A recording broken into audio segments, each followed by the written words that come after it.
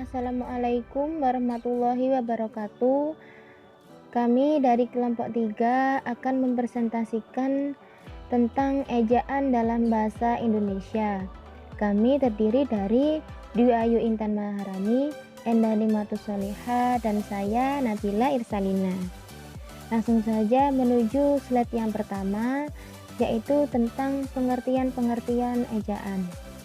Kata ejaan berasal dari bahasa Arab hija, menjadi eja yang mendapat akhiran an.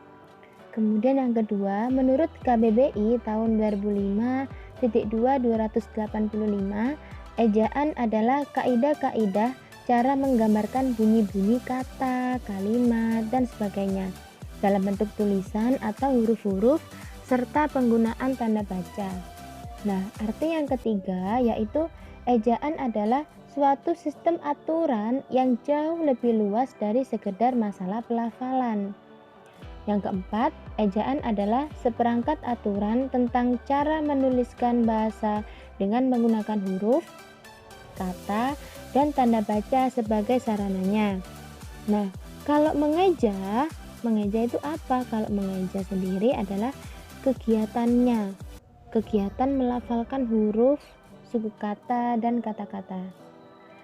Kemudian yang selanjutnya yaitu ejaan merupakan kaidah yang harus dipatuhi oleh pemakai bahasa demi keteraturan dan keseragaman bentuk, terutama dalam bahasa tulis.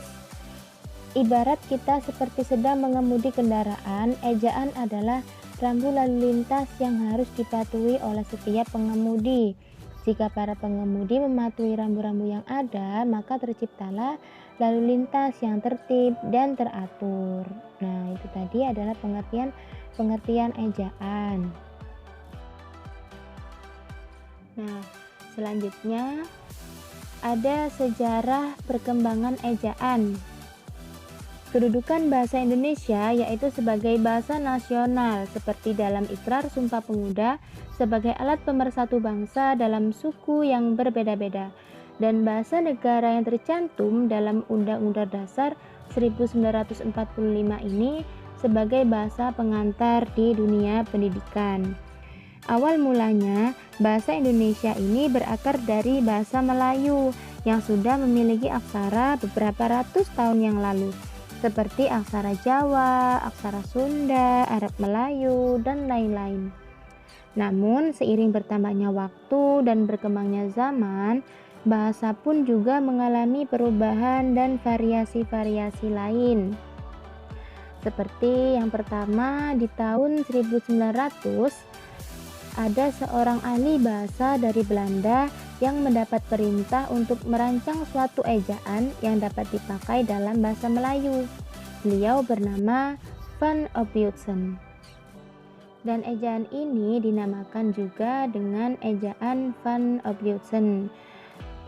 Ejaan Van Ophuijsen ini dipakai secara umum di daerah Melayu dan dirancang terutama untuk kebutuhan pengajaran. Ejaan ini merupakan gabungan dari dasar-dasar ejaan Latin dan ejaan Belanda. Dan ejaan ini diresmikan pemakaiannya pada tahun 1901 yang dipakai selama kurang lebih 46 tahun lamanya.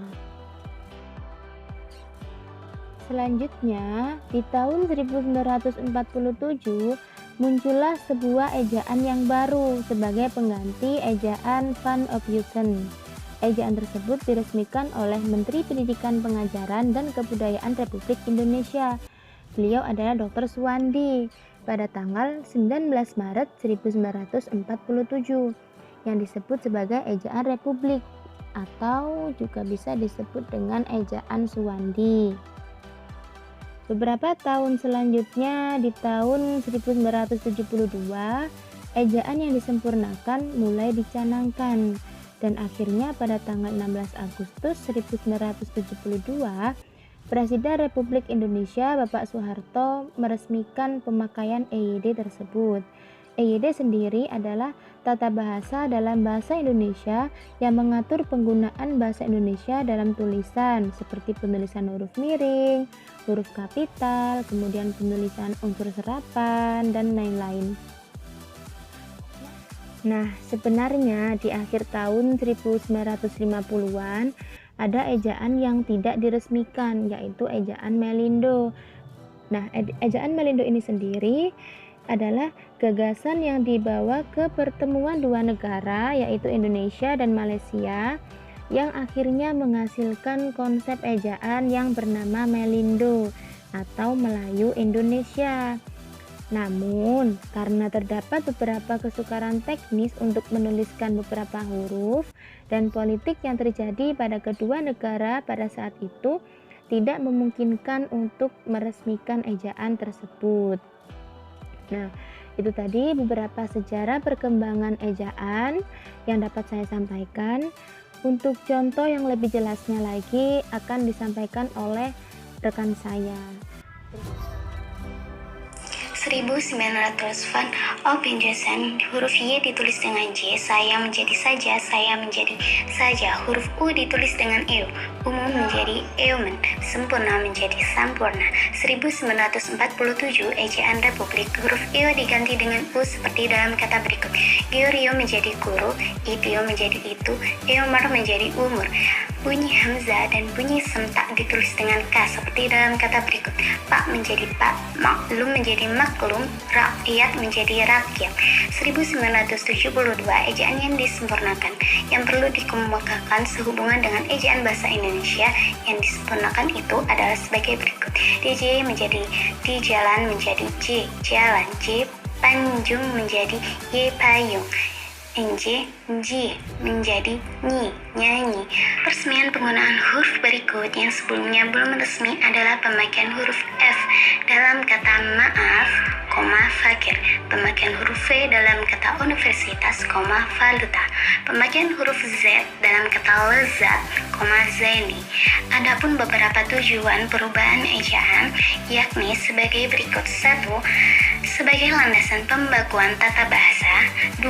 Membantu pemahaman pembaca di dalam mencerna informasi yang disampaikan secara tertulis. 3. Alat penyaring maksudnya unsur-unsur bahasa lain ke dalam bahasa Indonesia. Yang terakhir, 4. Sebagai landasan pembakuan kosakata dalam peristilahan. Dalam ejaan bahasa Indonesia yang disempurnakan itu terdapat pembicaraan yang lengkap, yaitu 1. Pembicaraan tentang nama dan penulisan huruf. 2. Pembicaraan tentang pemakaian huruf. 3. Pembicaraan tentang penulis kata. 4. Pembicaraan tentang penulisan unsur serapan. 5. Pembicaraan tentang pemakaian tanda baca.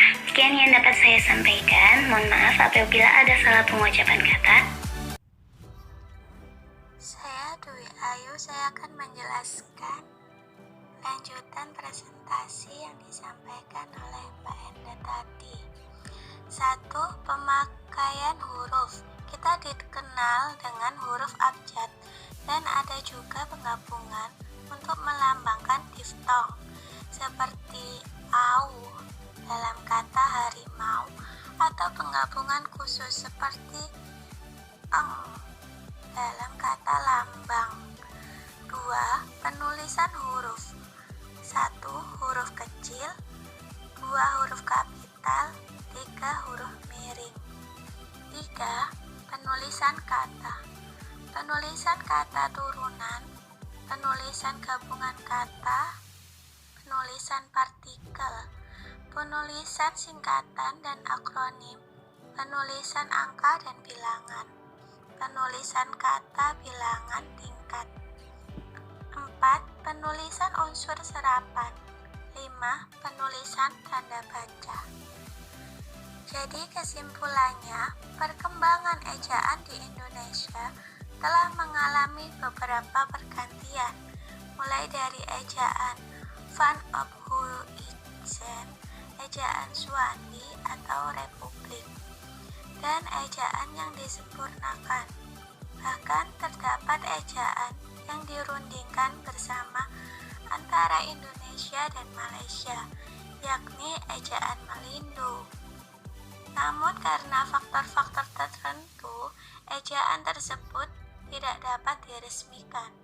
Ejaan Indonesia menggunakan ejaan fonemis, di mana hanya ada satu bunyi untuk satu lambang.